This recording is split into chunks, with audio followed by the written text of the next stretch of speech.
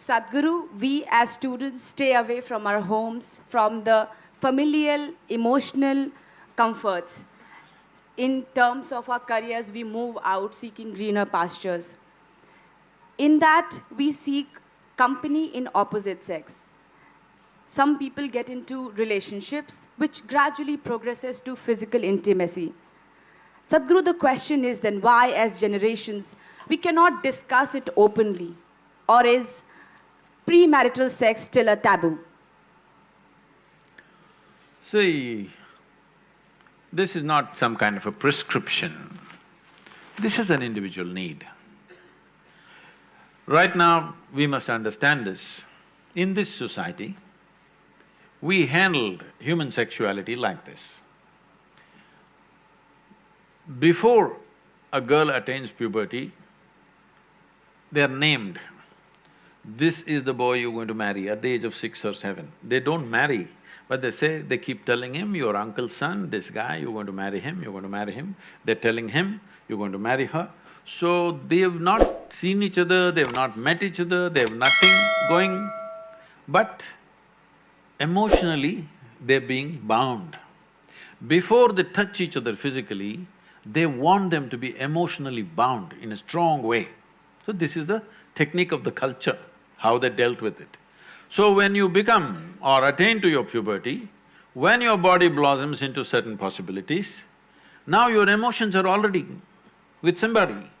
So you handle your body, you don't go wild because your emotions are already attached to somebody. So by the time they're 15, 16, the girl gets married. By the time they're 17, 18, the boy gets married. They get into agriculture or business or whatever, their activity. So one important aspect of the life of the youth is settled. One thing is emotion, another thing is a physical requirement. Both are settled at an early age. And of course, those days children came within a year or 2 years, so they got engaged and they got busy and life went on, all right? Today, our lives have changed because by the time you finish education, most people are minimum 24, 25 years of age. PhD means 35? I don't know what It depends how kind your professor is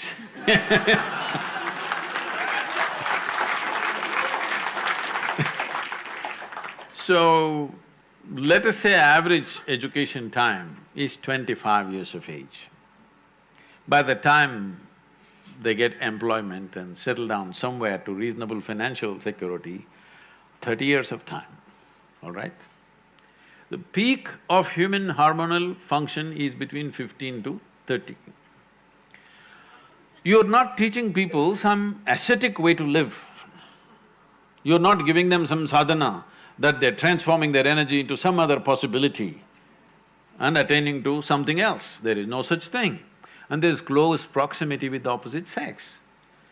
If you don't want to address it, then you will create an unhealthy society, very unhealthy society, which unfortunately is finding expression in violent ways in our society because we've not addressed the fundamental needs of a human being. First thing is nourishment. If nourishment is taken care of, you must understand, nourishment is survival. Once survival is taken care of, naturally the species, this is not even individual, the species that you are is longing to reproduce. This is how it's built. It's longing to reproduce because this is survival of the species. If people don't reproduce, there is not going to be human race, isn't it? So, your body and your mind plays many tricks and how when you look at somebody, you suddenly think they're the most beautiful, suddenly you think they're the most fantastic, you will discover later many things. But initially, everything is clouded. See, I'm telling you, let's say you are 10, 12 years of age, you looked at people, they're quite normal. Suddenly you became 14, every little bump on somebody's body is a world by itself simply because your hormones begin to influence everything. In a way, your intelligence is hijacked by your hormones. Now, this is not to be judged as bad or good, this is a natural process. There may be a few people who will go beyond that. It's fantastic for them if they can go beyond that. They're not compulsive about it, they went beyond it, fantastic for that person. But you expect the whole society to go beyond it, you're just stupid. Such a thing doesn't happen. So, definitely the debate of when and how sexuality should happen has to come in. But now, we are still having a certain cultural aspects to us that we are an emotional lot. We are still an emotional lot. People suffer immensely when things happen without the needed emotions. A whole lot of people at least. There may be a few people who are above that, but a whole lot of people suffer. So, for our country, for our society, how to deal with this without causing a major disruption in the social structure is something that we must debate. You must do research on it, how to do it. Sadhguru, though I get a little hint of the answer of my question from your elaboration, but still I will ask it. I had this belief, or in fact maybe I was made to believe this whole concept of one life, one partner. But now when I see or observe, the whole monogamous relationships do not seem to be existing anymore. The whole idea of it is gone. What you think about it? Oh, it's not gone, maybe in JNU it's gone.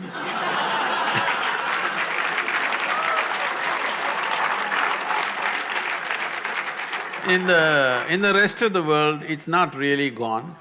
Even if you go to United States where there seems to be so much promiscuity, even there, when people marry, they believe it's for life. But of course, 2 years later, life gets over. That's another matter, but when they get married, they believe it's for life. That's why they invest in the diamonds. They think it's a lifetime investment. They're putting on that, but unfortunately, for all kinds of things, relationships go wrong. And one reason they go wrong so easily is because people are meeting much later in their life. See, when people met much younger, when their personalities were not concretized, they met early, 17, 18, then two people became like one person very easily. Now they're meeting at 30. Now both are concretized, two concrete blocks. But I'm seeing young people, if they marry, they hang on. If people marry over 50 years of age, they hang on because they have again softened up, concrete is again. Between 30 and 50, it's a bit of a concrete block, strong persona. Now, friction happens.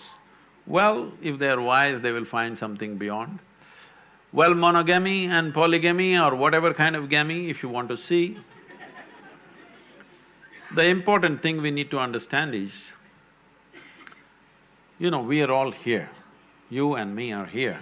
This means a man and woman came together some time ago.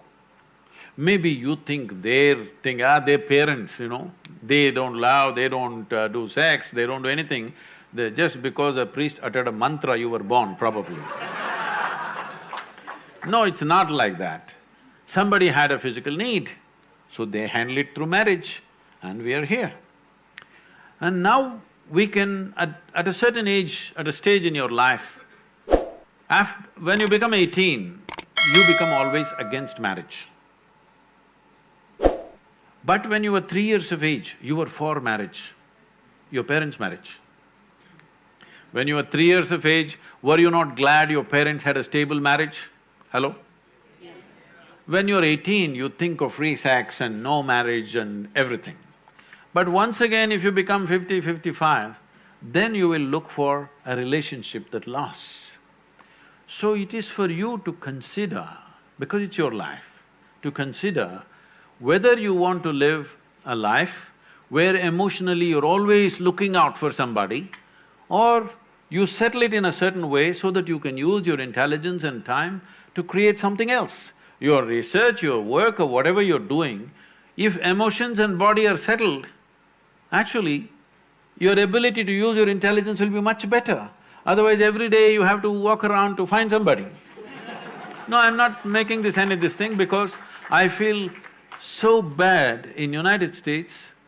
People I know, that thousands of people are involved with me now. People over 40, 45 years of age, women I'm saying, wonderful people. But they are all on this…